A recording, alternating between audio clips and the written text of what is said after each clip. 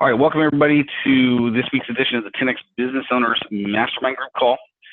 So this starts off a new process that we're going to go through going forward, where the first Monday of the month, we're going to focus on sales. The second Monday of the month, we're going to focus on marketing. Third Monday of the month, we're going to focus on operations, finance, accounting, that sort of thing. Then the fourth Monday of the month, where it's going to be about technology and different technologies that are out there that you can leverage for your business, social media, all kinds of other stuff. And I've got experts in each one of those categories that are going to be on the live call. So Jeff Polvino owns a company called Boost Media Group. He's got 59 people on his team. He is a digital marketing expert. He's going to be on the marketing call. Jenny Lopez, an operations director of operations for my company, as well as a professional project manager. So she's going to be sharing some great content on that Monday. And then I've got Alan Reeves, who has been in technology for well over 25 years, runs a company called Mouse Calls out of Tennessee. Good client of mine. He's agreed to come to the table with technology solutions for small businesses in general. Then on the occasion where we have a fifth Monday of the month, I'm going to bring in a guest speaker and facilitate that conversation. I'll be on the calls every time to facilitate the speakers and make sure that the content is on par. But that's kind of what we've learned and determined is those are the different areas of business that people really need to have in place if they're going to succeed. So let's talk about sales. And sales, one of the things about sales is most people have a resistance to sales. And not knowing that, you know, we're naturally born salespeople as a human race. So if you doubt me on that, one of the things I would look at is your 1 or 2 year old or 3 year old when you try to tell them no. They don't give up. They persist, they push, they come up with all kinds of different angles to win you over to their idea. And that's basically sales, is having a communication with someone that leads them down the path. In fact, the definition that I love the most about sales is selling equals service, sell from honesty, integrity, and compassion. Selling is about leading. Selling is about moving people to action. And see, most people have the wrong definition of sales. Most people, they look at pushy. I don't want to be that person. You know, maybe their first experience was a car salesperson.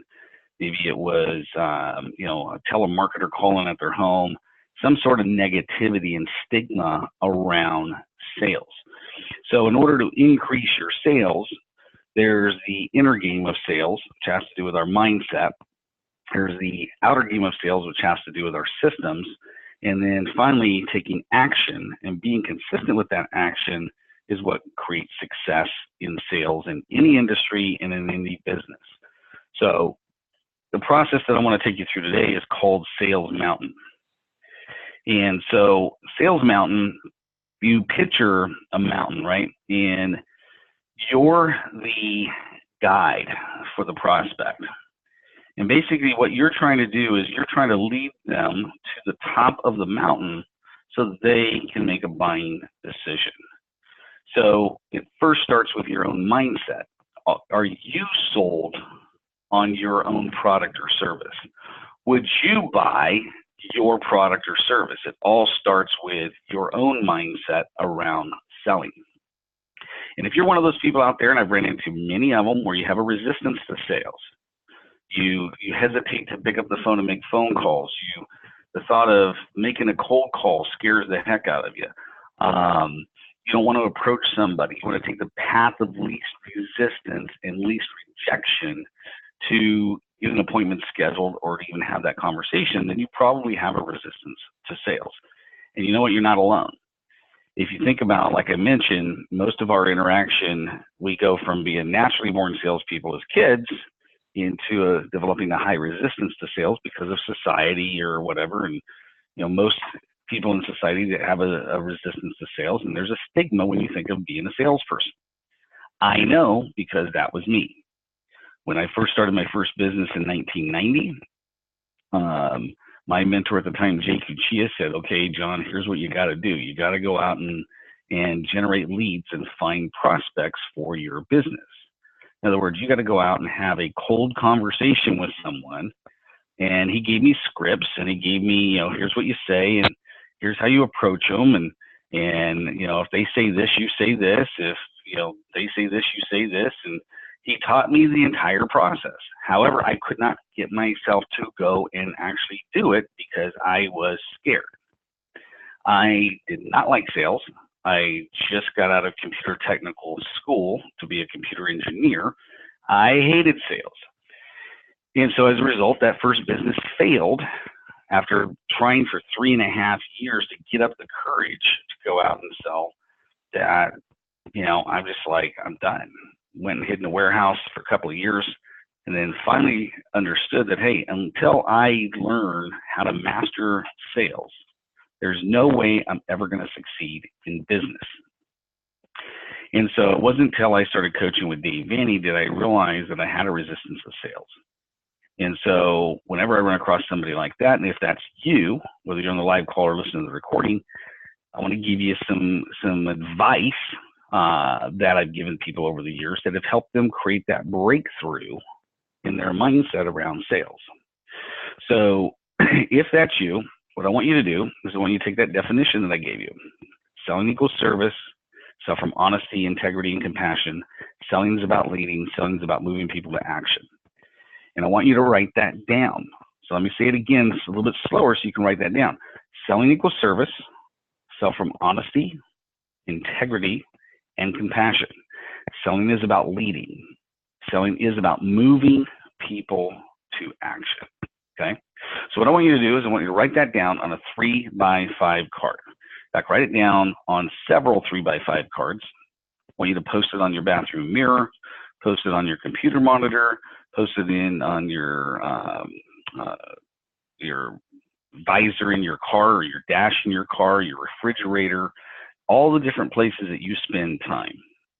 And what I want you to do for the next 30 days, you gotta trust me on this because I know it works. I've had many, many people do this, and they've created a big breakthrough mentally when it comes to sales.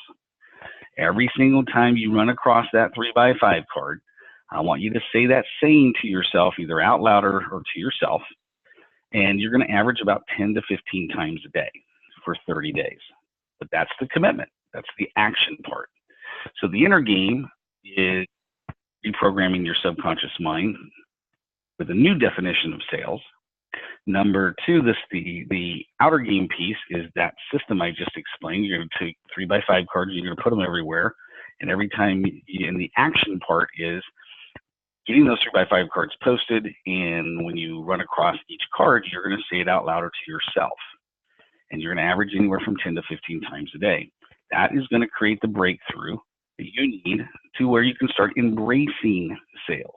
Then the sales process I'm going to explain to you will be even easier and a lot more effective for you. I know this because Deborah Scarpa, my client, 5 years ago in 2014, came to me in April, and we started working together. And within 2 weeks, I discovered that she had a resistance to sales. Now, she had been in business at the time for 22 years. She owned a graphic design, web development company. And she could not get her income beyond $6,000 a month. It was between $4,500 and $6,000 a month. And I said, you got to resist the sales. Now, she had over 3,000 satisfied clients. 3,000, but yet could not approach them about her business. Instead, she sat back and waited for organic referrals to just be given to her. And as a result, her income was unpredictable. And I said, well, with that many clients, we need to go generate leads more proactively and get referrals more proactively. But until we get this mindset corrected, you're not going to have success because you're not going to want to push the envelope. You're not going to want to push yourself to do the uncomfortable. So I gave her this exercise. She committed to do it. Well, within a month, we went from, I believe it was either $4,500 or $6,000 a month to what do we do? 8,500 the next month. So we started working together in April, and by the end of May, she did 8,500. By the end of June, she did 9,300. She broke through the $10,000 mark in July, and then the next month she did 15K. And several years back, we caught up, and she had already grown her company to over $50,000 a month with some employees. Why? Because she got through her resistance to sales. So that's the first action item I want you to take coming off of this call. And then let me kind of zip through what a sales process is. So that way on future calls, we're going to hit on each one of these. But for now, it starts at the base. So if you draw on a piece of paper, okay, a mountain, right? On excuse me, on the lower left side of the mountain, we're going to type, put the word in lead generation. So lead generation. So that's where the sales process starts. We got to generate leads for our business. Next is we got to market to those leads, qualify them. Then the next step up in the mountain is called appointment setting. We have to set an appointment with that prospect. And in my world, the next step in the process is a 10-minute appointment that gets ran. So I can qualify them. And then I sell them on a strategy session, or if that's not your model, you would book an appointment with them, okay? So I always run a 10-minute phone call before I physically meet with somebody, because what I have found over the years is I can waste a crap ton of time going and having coffee with somebody, going and meeting them for lunch, going and doing all this stuff with an unqualified prospect. So I want to qualify them. Once I've qualified them, I now have an appointment set, either on Zoom or Skype or face-to-face. The next step in the process is called trust and rapport. Trust and rapport is, okay, I'm at the appointment. How do I start the appointment? Well, I got to start off with trust and rapport. The next step is called identifying needs. Once a trust and rapport has been established, I'm going to identify the needs of that prospect. And I'm going to use probing questions. I'm going to ask them about their pain, their challenges, the opportunities, things like that. So that's all done in the first 75% of the sales process. When we get to the top of it, so your sheet should look like this. Okay. So when I get to the top of that line, that's what we call the sweet spot. And the sweet spot is the top 25% of the mountain. And that's where we can present our quote or our proposal, and we can close. So the next step in the sales process up the sales mountain is proposal or share benefits. So I like share benefits better. So share benefits and present my proposal for them. Next is I want to close. So I want to simply ask for the order. Now, if I follow these steps and I stage sell, what's called stage selling, right? So the purpose of generating a lead is to generate a lead. That's it. Once I got the lead, I'm going to market to them. Once I market to them, then I can call them and set an appointment. Once I run a 10-minute qualifier phone call, then I can have a face-to-face appointment or a longer appointment online. I want to start out with trust and rapport. I want to properly identify their needs. I'm going to share the benefits with them, and then I need to close. Now, if I do these things in order, the close is actually a natural process. It's simply saying, hey, does this make sense? Yes. Would you like to move forward? Yes. Now, there's a lot of different closes that you can do, but that's how simple it is. Then there is objection handling. So I want to learn how to handle objections. And during the time we talk about objections on a future call, I'm going to explain exactly how you handle objections. So that's on the left side of the mountain. I've walked them up the mountain. Now, sometimes you can close them. Sometimes they want to think about it. Whatever that is, I'm going to do follow-up. Okay? So follow-up is below the energy line, below the 25% line. and I'm going to teach you how to effectively follow up. Okay. And then we got referrals. And that's the sales process. Okay. So the mountain looks like this. Okay. For every single one on this call, I purchased a program many, many years ago by getting Eric Lawfone, and he taught this process. Okay, it's a 12-module audio program with a workbook, and I'm going to send it all to you. So I'm going to share it in the notes in this meeting. I'm going to give it to you for free, and there's 12 audio modules, half hour each, with that workbook. I have trained and certified over 4,500 salespeople in that process. And so if you've never been professionally trained in sales, I'm going to give it to you on a silver platter, walk you through it, and that's exactly what we're going to do on the next 12 sales calls, okay, where we're talking about sales. But for now, I want you to do the exercise that I talked about, and then I want you to go through the modules, okay? You're going to go through those modules 7 times. You don't need to call Eric Lawfone's office to get certified, which is what he talks about in there. I can certify you myself because I've been trained to do that.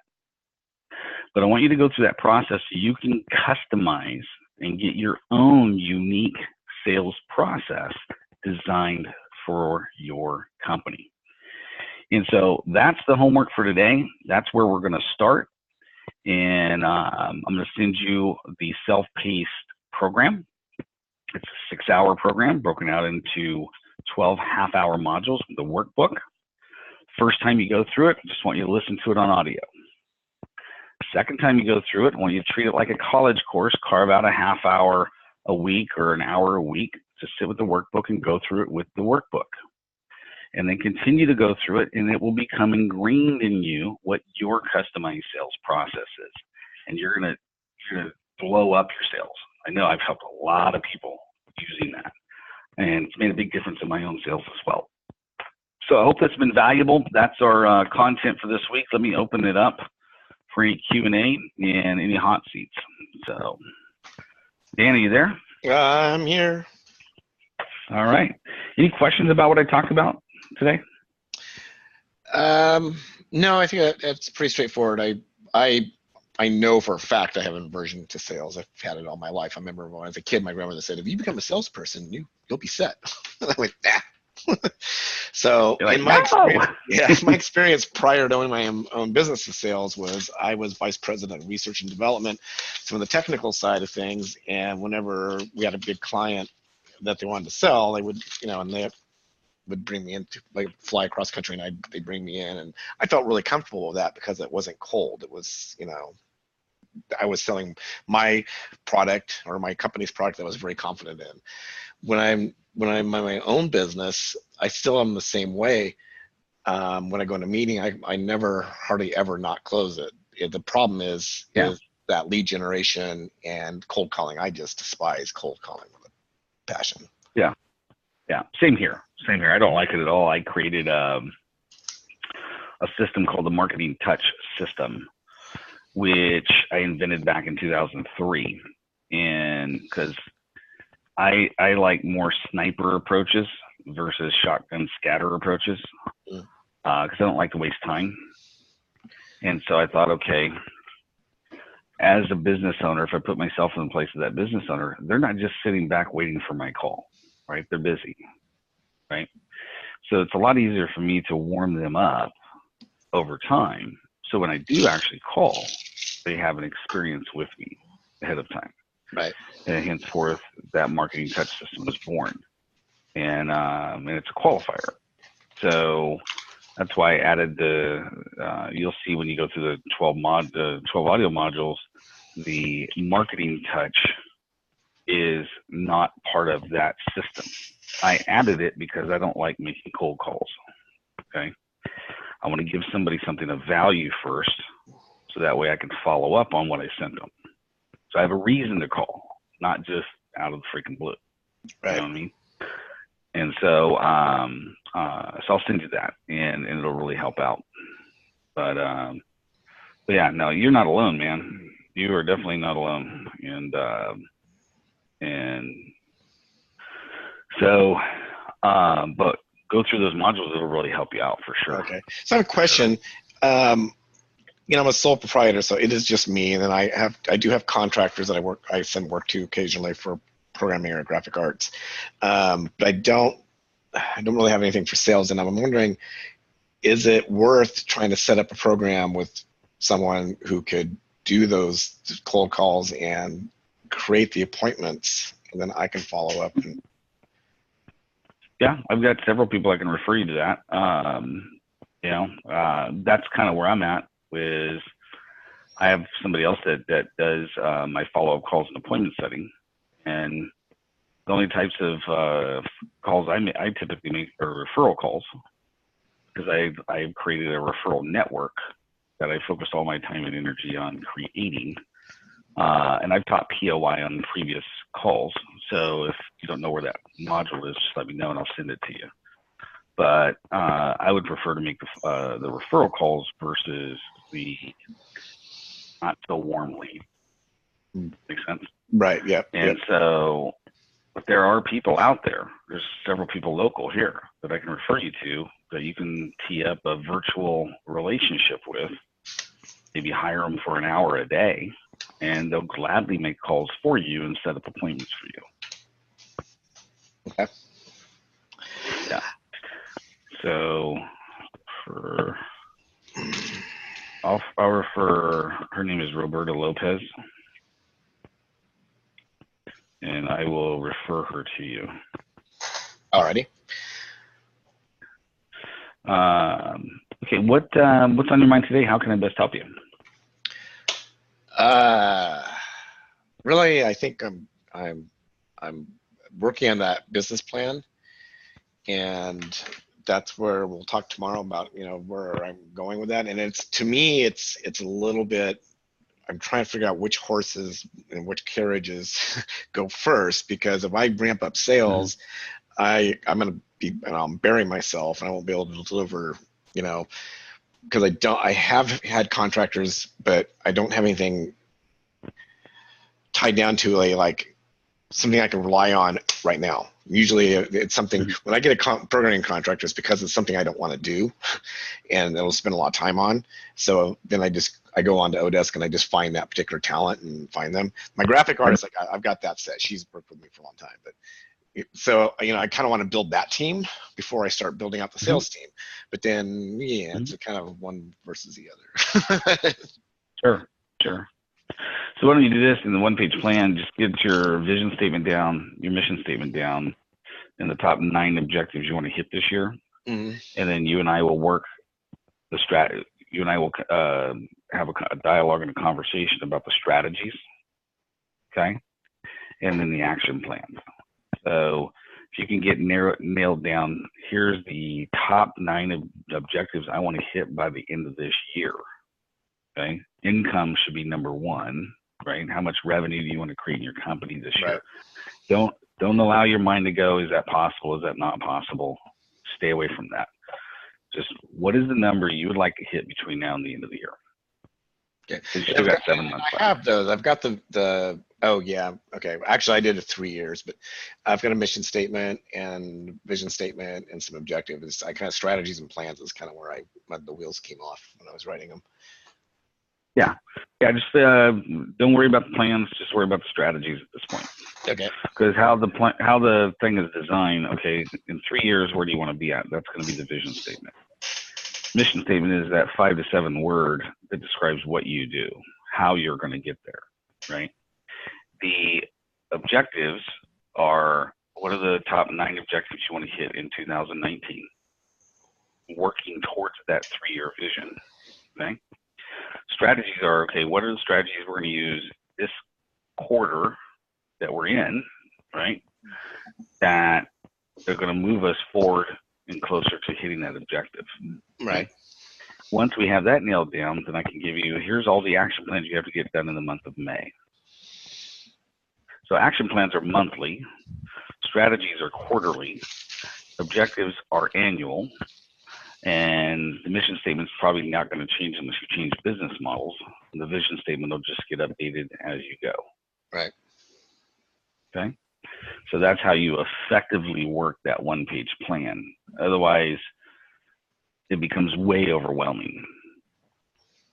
Right.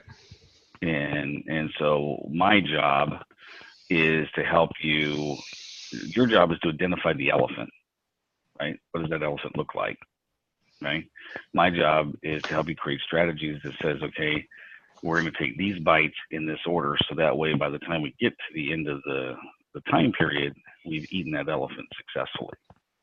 And you it was eat an elephant delicious. one bite at a time. Yeah, there you go. And it was delicious, and you're happy with the result. Right. Okay. And so you'll walk out of our time tomorrow knowing exactly what to go do for the rest of this year to hit those goals and objectives. I just need to know what the goals and objectives are, and then I can help you create the strategies to get there and the action plans that you need to do in the month of May and so forth. Okay. Okay.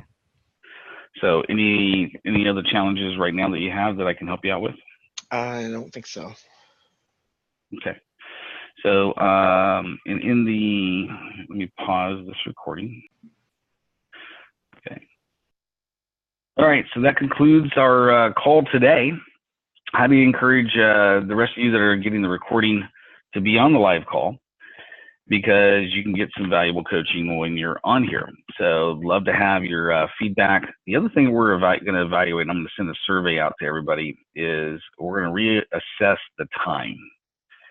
So, because it seems like 12 o'clock's not working for a lot of you, but yet you're still getting the recording and you're still going through that. But really the big value is, being on a live call. So I'm going to either reach out to you myself or have one of my assistants reach out to you, and we're going to find some times that'll work for everyone. We may adjust the time of this call so that way more of you can be on the live call. So until we talk to you again, make it a great day. Have a great one.